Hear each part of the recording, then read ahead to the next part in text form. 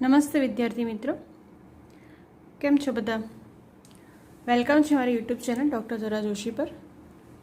હું છું ડૉક્ટર ધરા જોશી. હું નીલકંઠ બીએડ કોલેજ વિસનગરમાં પ્રિન્સિપાલ તરીકે ફરજ બજાવી રહી છું. નેક્સ્ટ એપિસોડમાં આપણે પેપર સોલ્યુશન જોઈ ગયા હતા. તમને ખ્યાલ છે કે બધા જ પેપરમાં જેટલા આંકડાશાસ્ત્રના એક્ઝામ્પલ આપ્યા છે એ બધા જ પેપર સોલ્યુશન આપણે જોઈ રહ્યા છીએ. અત્યાર સુધીમાં આપણે મધ્યક, મધ્યસ્થ, પ્રમાણ વિચલન, ચતુર્થક વિચલન, પર્સન્ટાઇલ રેન્ક બધા જેટલા એક્ઝામ્પલ પૂછાયા છે બધા આપણે જોઈ ગયા છીએ. આજે જાન્યુઆરી 2022માં પ્રશ્ન નંબર 1 બહુલક શોધવાનો એક એક્ઝામ્પલ પૂછાઈ ગયો છે. તમે જોઈ શકો છો કે 8 માર્કની અંદર બહુલકની ગણતરી પૂછાઈ છે. બહુલક એટલે ખૂબ જ નાનામાં નાનું માપ છે, ખૂબ જ ઇઝી માપ છે. એમાં તો ટેબલની પણ જરૂર રહેતી નથી એકદમ. અને અવર્ગીકૃત માહિતી આપેલી છે, વર્ગો પણ નથી શોધવાના આમાં. તો 8 માર્કની અંદર બહુલકનો એક્ઝામ્પલ જે છે એ તમને વખતનું સૂત્ર આવડતું હોય તો તમે ખૂબ જ 8 માર્ક સરળતાથી મેળવી શકીએ છીએ. તો જોઈ લઈએ આપણે એક્ઝામ્પલ. ફરીથી કહું છું કે જો તમે મારી ચેનલ પર નવા હોય તો ચેનલને ચોક્કસથી સબસ્ક્રાઈબ કરો, વિડીયો લાઇક કરો, શેર કરો કે જેથી યુનિવર્સિટીના બીજા તાલીમાર્થી મિત્રો પણ આ વિડીયો જોઈ શકે અને આંકડાશાસ્ત્ર વિશે માહિતી આપી શકે. બીજી એક વાત જણાવી દઉં કે તમારી એક્ઝામ, ફાઇનલ એક્ઝામ ઓક્ટોબર મહિનામાં લેવાઈ જ જશે. દિવાળી પહેલાં એ એક્ઝામ હશે જ. તો તમારી પાસે હવે ખૂબ જ સમય ઓછો છે તૈયારી માટેનો. તો આજથી તૈયારીમાં લાગી જાઓ અને એક્ઝામની તૈયારી કરો. આપણે જોઈએ એક્ઝામ્પલ બહુલક શોધવાનો. નીચેના પ્રાપ્તાંકો પરથી બહુલકની ગણતરી કરી બહુલકના ઉપયોગો જણાવો. 204, 168, 172, 136, 183, 167, 148 અને 158. આમ તો બહુલકની વ્યાખ્યા પ્રમાણે વ્યાખ્યા એ છે કે વારંવાર આવતો પ્રાપ્તાંક હોય તો એ બહુલક મળી શકે છે. ડાયરેક્ટ આપણે બહુલક તરીકે લખી શકીએ છીએ. પણ આમાંથી એવો કોઈ પ્રાપ્તાંક છે નહીં કે જે વારંવાર આવતો હોય. તો આપણે એની ગણતરી મધ્યસ્થ અને મધ્યક બંને શોધ્યા પછી જ જે સૂત્ર છે z બરાબર 3m - 2x બાર એ ઉપરથી આપણે ગણતરી કરીશું.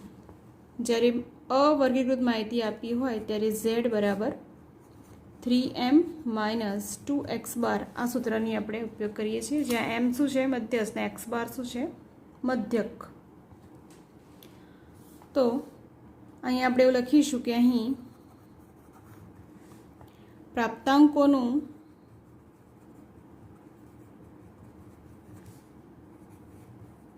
પુનરાવર્તન જોવા મળતું નથી. આથી મધ્યક અને મધ્યસ્થ શોધીને સૂત્રનો ઉપયોગ કરીશું.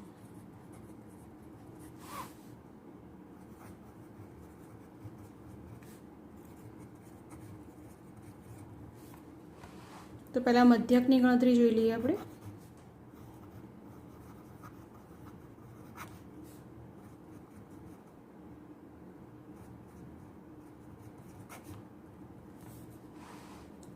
તો મધ્યકનું સૂત્ર શું આવશે? x બાર બરાબર સિગ્મા એક્સ ભાગ્યા n.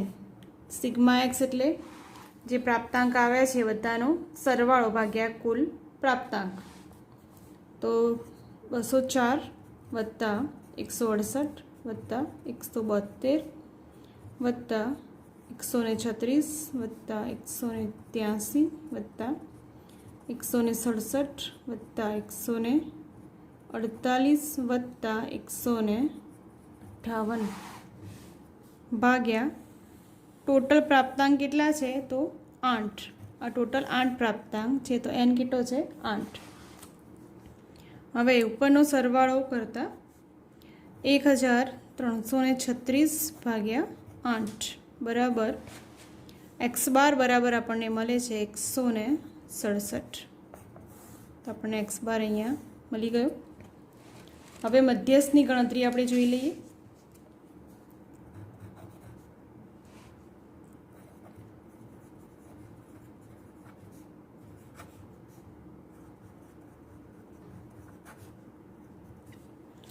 તમને ખ્યાલ છે કે મધ્યસ્થની ગણતરી કરતાં પહેલાં પ્રાપ્તાંકોને આપણે ચડતા કાં તો ઉતરતા ક્રમમાં ગોઠવવાના હોય છે.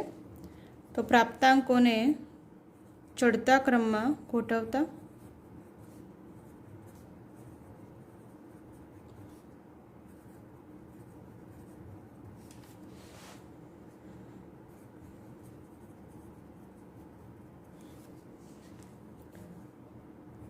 એકસો ને 36 આવશે પહેલાં, પછી 148, 158, 167, 168, 172, એના પછી આવશે 183 અને છેલ્લે આવશે 204. તો આપણે ચડતા ક્રમમાં ગોઠવી દીધા પ્રાપ્તાંકો. હવે મધ્યસ્થનું સૂત્ર શું આવશે? m બરાબર n+1 ભાગ્યા 2 મી સંખ્યા. n કેટલો છે? 8. તો 8 વત્તા 1 ભાગ્યા 2 મી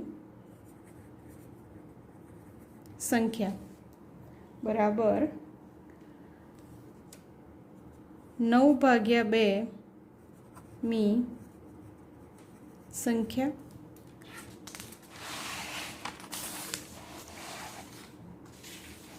હવે 9 ભાગ્યા 2 એટલે કેટલા મળશે આપણને? 4.5 મી સંખ્યા. હવે 4.5મી સંખ્યા એટલે સંખ્યા રેખા પર આપણે જોઈએ તો 4.5 તો કાં તો ચોથી સંખ્યા કાં તો પાંચમી સંખ્યા ભાગ્યા 2 એટલે એનો બંનેનો સરેરાશ. આ સૂત્ર આપણે આગળ જ્યારે મધ્યસ્થનો એપિસોડ જે લીધેલો છે એની અંદર આપણે ખૂબ જ ડિટેલ્સમાં આ જોઈ ગયા છીએ. તમે એ જોઈ શકો છો. એમાં હાલ તો આપણે પેપર સોલ્યુશન ચાલી રહ્યું છે તો આપણે સૂત્રનો ઉપયોગ ડાયરેક્ટ કરીશું અહીંયા. તો ચોથી સંખ્યા વત્તા પાંચમી સંખ્યા ભાગ્યા 2 બરાબર. હવે તમે ચડતા ક્રમમાં જોશો આંકડો તો ચોથી સંખ્યા કેટલી આપેલી છે? 167 વત્તા પાંચમી સંખ્યા છે 168 ભાગ્યા 2. ચોથી સંખ્યા એટલે જે ચડતા ક્રમમાં આપણે પ્રાપ્તાંક ગોઠવ્યા છે એની અંદર આપણે જોવાનું છે. તો 1, 2, 3 ને 4 167 અને પાંચમી એટલે કે 168 અને એનો સરેરાશ એટલે ભાગ્યા 2. હવે આ બંનેનો સરવાળો કરતા અને 2 વડે એને ભાગતા આપણને મળે છે m બરાબર 167.5. તો મધ્યસ્થ આપણને મળી ગયો 167.5. હવે જે બહુલકનું સૂત્ર છે કે બહુલકની ગણતરી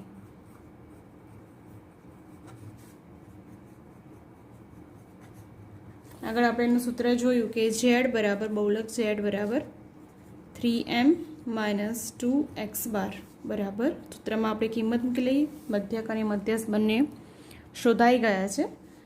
તો m બરાબર કેટલા છે? 167.5 - 2x બાર. આપણે x બાર પણ આપણે શોધી ચૂક્યા છીએ.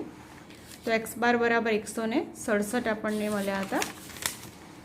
તો 2 ગુણ્યા કૌંસમાં શું છે? 167 બરાબર 3 ગુણ્યા 167.5 એટલે કે 502.5 માઇનસ 2 ગુણ્યા 167 એટલે 334 બરાબર. તેથી ઝેડ બરાબર આપણને ઝેડ બરાબર બહુલક બરાબર આપણને મળે છે 168.5. તમે જોઈ શકો છો કે કેટલો ઇઝી એક્ઝામ્પલ છે. આમાં નથી વર્ગો કે નથી હોતારી ગણતરી, ફક્ત ગુણાકાર, સરવાળો અને બાદબાકી જેવી જ ક્રિયાઓ કરવાની છે. અને 8 માર્કમાં આ પ્રશ્ન પૂછાઈ ગયેલો છે. ફક્ત તમારે સૂત્ર જ યાદ રાખવાના છે. આપણને માહિતી કેવી આપી છે? અવર્ગીકૃત માહિતી આપેલી છે. સાદા પ્રાપ્તાંકો જ આપણને આપેલા છે. એમાંથી મધ્યસ્થની ગણતરી કર્યા પછી જે z બરાબર સૂત્ર છે 3m - 2x બાર, એમાં કિંમતો મૂકીને આપણે બહુલક ખૂબ જ સરળતાથી જોઈ શકીએ છીએ. ઓકે, તો આશા છે કે તમને આ એક્ઝામ્પલમાં ખ્યાલ આવી જ ગયો હશે. જો કોઈ એક્ઝામ્પલમાં ખ્યાલ ના આવ્યો હોય તમે મારા કમેન્ટ બોક્સમાં લખીને તમે મોકલાવી શકો છો કે આ એક્ઝામ્પલમાં ખ્યાલ નથી આવ્યો, તો હું ફરીથી એ એક્ઝામ્પલ તમને ગણાવીશ. અને તમને ચોપડીમાંથી બુકમાંથી કોઈ એક્ઝામ્પલ ફાવતો ના હોય તો એ પણ તમે કમેન્ટ બોક્સમાં લખી શકો છો, તો એ પણ હું ગણાવવા ચોક્કસ પ્રયત્ન કરીશ. ફરીથી હવે બીજા કોઈ પેપરમાં આપણે જે આલેખના દાખલા છે એ આપણે જોઈ લઈએ. હવે 2017ની અંદર પ્રશ્ન નંબર 2માં ત્રીજો એક્ઝામ્પલ વર્તુળ આલેખ દોરો એ પૂછાઈ ગયેલો છે. વર્તુળ આલેખ એમાં એપિસોડ 20ની અંદર એમાં ટોટલી માહિતી આપેલી છે. સ્તંભાલેખ, વર્તુળાલેખ બધી જ માહિતી એપિસોડ 20ની અંદર ખૂબ જ ડિટેલ્સમાં એ સમજાયેલું છે. આજે આપણે 2017માં જે એક્ઝામ્પલ પૂછાયો છે વર્તુળાલેખ દોરવાનું, એ વિશે આપણે માહિતી મેળવી લઈએ. તો વર્ષ આપેલું છે અને વિદ્યાર્થીઓ આપેલા છે. તો વર્તુળાલેખ દોરવાનો છે 5 માર્ક્સની અંદર આ એક્ઝામ્પલ પૂછાઈ ગયો છે. તો આપણે જોઈ લઈએ. હવે સૌ પ્રથમ તો જ્યારે વિદ્યાર્થીઓ આપેલા હોય, એટલે વિદ્યાર્થીઓ જે આપેલા એટલે શું આપેલી છે? આપણને આવૃત્તિ F આપેલી છે. આવૃત્તિ આપેલી હોય તો આપણે વર્તુળ આલેખ દોરવાનો છે. તમને ખ્યાલ છે કે વર્તુળ આલેખ છે 360 અંશના માપમાં એનું માપ હોય છે. તો આવૃત્તિને અંશમાં ફેરવવા માટેનું સૂત્ર છે જે તે વિભાગની આવૃત્તિ ભાગ્યા કુલ આવૃત્તિ ગુણ્યા 360 અંશ. તો પહેલાં માટે આપણે જોઈએ કે જે તે વિભાગની આવૃત્તિ એટલે કે ધારો કે પ્રથમ વર્ષની આવૃત્તિ કેટલી છે? 750 છે. તો પ્રથમ વર્ષની આપણે અંશ માપમાં ફેરવવું છે આપણે પ્રથમ વર્ષ માટે. તો જે તે વિભાગની આવૃત્તિ કેટલી છે? 750. હવે કુલ આવૃત્તિ આપણે શોધવાની છે. ટોટલ આનો સરવાળો કરવાનો છે. તો અહીંયા સિગ્મા F બરાબર ટોટલ આવૃત્તિ કેટલી મળે છે? 1800 મળે છે. તો ભાગ્યા કુલ આવૃત્તિ કેટલી છે? 1800 ગુણ્યા 360 અંશ બરાબર આપણને 150 મળે છે. એ જ રીતે આ દ્વિતીય વર્ષ અને તૃતીય વર્ષ બધા માટે આ ગણતરી કરવાની છે. તો પ્રથમ વર્ષ માટેનું અંશ માપ છે 150 અંશ બરાબર. હવે દ્વિતીય અને તૃતીયની ગણતરી પણ આપણે આ રીતે કરી દઈશું, અથવા તો તમે એમ કરી શકો છો કે 360 ભાગ્યા 1800 કેટલા મળે છે? અહીંયા સાઈડમાં તમે કરો કે 360 ભાગ્યા 1800 બરાબર 0.2 મળે છે. તો બધામાં તમે આવૃત્તિ ગુણ્યા 0.2 કરશો તો તમને ડાયરેક્ટ જ આન્સર તમને મળી જાય છે. તો પહેલામાં મળશે આપણને 150, બીજામાં મળશે 84 અંશ અને ત્રીજામાં મળશે 126 અંશ. હવે આ ત્રણેયનો સરવાળો કરશો એટલે આપણને 360 અંશ આપણને મળી જશે. તો તમારા ગુણાકારમાં કદાચ અહીંયા ભૂલ થયેલી હોય તો 360 અહીંયા મળશે નહીં, પણ આપણે જે સાચું કર્યું હશે તો 360 અંશ અહીંયા મળી જશે. હવે આપણે વર્તુળ આલેખ દોરવાનો છે. તો અહીંયા આપણે એક વર્તુળ દોરેલું છે. પરિકરની મદદથી હંમેશા વર્તુળ દોરવાનું. પરીક્ષામાં પણ પરિકર, કોણ માપક, ફૂટપટ્ટી, પેન્સિલ બધું લઈને જવાનું, કારણ કે વર્તુળ આલેખ દોરવાના એક્ઝામ્પલ ખાસ કરીને પૂછાતા જ હોય છે. હવે જે આપણું સેન્ટરથી જ્યાં વર્તુળ દોર્યું હતું, પરિકરનું જે સેન્ટર છે ત્યાં આપણે કોણ માપકનું તમે જોઈ રહ્યા છો કે અહીંયા એક નિશાની કરેલી છે કોણ માપકમાં. એ સેન્ટર ઉપર જ આ કોણ માપક આપણે મૂકવાનું. તો કેન્દ્રથી વર્તુળને સ્પર્શતી એક રેખા આપણે દોરી દઈશું પહેલાં, જેને શું કહે છે? ત્રિજ્યા કહે છે અને તો વર્તુળના કેન્દ્રથી વર્તુળના બિંદુ સુધીની આપણે ત્રિજ્યા દોરી દઈએ. હવે આમાં નિયમ છે કે જ્યારે તમે જમણી બાજુથી જોતા હોય તો અહીંયા જે નીચેના જે આંકડા દેખાય છે ધ્યાનમાં લેવાના, અને જે ડાબી બાજુથી તમારે ગણતરી કરવી હોય તો જે ઉપરના આંકડા લખેલા છે એ ધ્યાનમાં લેવાના. હવે પ્રથમ આવૃત્તિ કેટલી છે આપણી? 150°. પ્રથમ વર્ષ માટેના વિદ્યાર્થીઓ કેટલા છે? 150°. તો કેન્દ્રથી આ જે લીટી દેખાય છે ત્યાં આવી રીતે કોણ માપક મૂક્યા પછી 150° જ્યાં હોય નીચેના આંકડા આપણે ધ્યાનમાં લેવાના છે. તો 150° ક્યાં છે? અહીંયા છે. તો ત્યાં આપણે એક પહેલાં માર્ક એક બિંદુ મૂકી દઈશું. આપણે તે એક પોઈન્ટ બનાવી દઈશું. હવે એ પોઈન્ટથી આપણું જે કેન્દ્ર છે આપણું વર્તુળનું ત્યાં સુધી એક આપણે આવી રીતે એક લીટી દોરી દઈશું. તો કોના માટેનું બનાવ્યું છે આપણે? પ્રથમ વર્ષના વિદ્યાર્થીઓ માટેનું આલેખ બનાવ્યો છે. હવે શું કરવાનું છે? જે નવી ત્રિજ્યા આપણને મળી, આ જૂની ત્રિજ્યા હતી પ્રથમ વર્ષ માટેના, હવે નવી ત્રિજ્યા આપણને મળી છે આ. તો એ જે નવી ત્રિજ્યા મળી છે આપણે સેકન્ડ માટેના ગણતરી માટેની આપણી ત્રિજ્યા થશે. તો જો આવી રીતે તમે તમારો ચોપડો કે તમારું જે પુરવણી હશે કે પેજ હશે આવી રીતે ફેરવીને ફરીથી પાછું જે આ કેન્દ્ર દેખાય છે ત્યાં જ આ લીટીવાળું કોણ માપકની જે લીટી છે ત્યાં મૂકવાનું. ફરીથી એ ત્રિજ્યા ઉપર આ જે કાળી લીટી છે આવી રીતે આવી જોઈએ એ મૂકવાની. હવે દ્વિતીય વર્ષના વિદ્યાર્થીઓનું કેટલું માપ છે? 84° માપ છે. તમારી પાસે ચોપડો લખેલો હશે અહીં 84° માપ છે. તો અહીંયાથી જ 84ની ગણતરી કરવાની. તો 10, 20, 30, 80, આ 85 ને અહીંયા છે આ 84, ત્યાં આપણે ટપકું કરી દઈશું. ફરીથી કેન્દ્રથી લઈને એ બિંદુ સુધીની એક લીટી આપણે દોરી દેવાની. તો આ કોના માટેનો આલેખ દોર્યો? દ્વિતીય વર્ષના વિદ્યાર્થીઓ માટેનો આપણે આ આલેખ દોર્યો.